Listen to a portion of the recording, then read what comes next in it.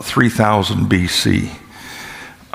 All of these pieces are for the single purpose of showing that, or being able to make the statement, 100% of the archaeological evidence that relates to the Bible affirms the Bible.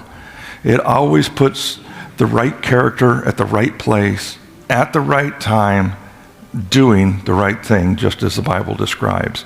Archaeology was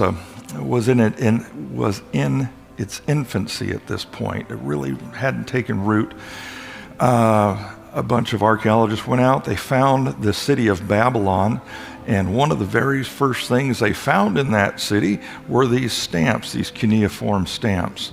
And it starts with a declaration that says, "I, Nebuchadnezzar, son of Nabopolassar, king of Babylon," and then it goes on to describe rebuilding the pagan temples and so forth.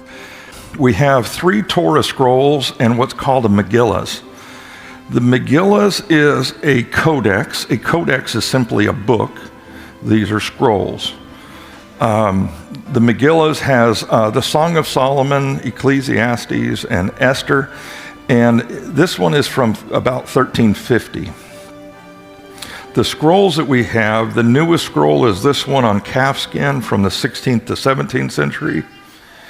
This one with the handles is on sheepskin from the 14th century. This one over here is a fragment, just meaning a part of a scroll. When we go to, so these were original languages, then we go into translations.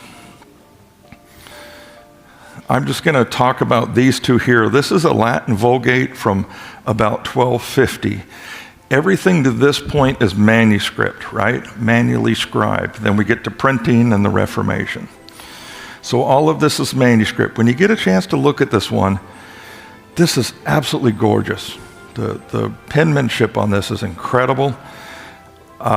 Scribes would take about 8 hours to do a single page like this. And they were the highest paid profession of their day. And we'll talk about that in just a minute with Gutenberg. This guy is John Wycliffe. John Wycliffe translated the Bible into English the first time. With Gutenberg's process, they can produce 50 Bibles about every 3 to 4 months with a single press. So this was a much faster process.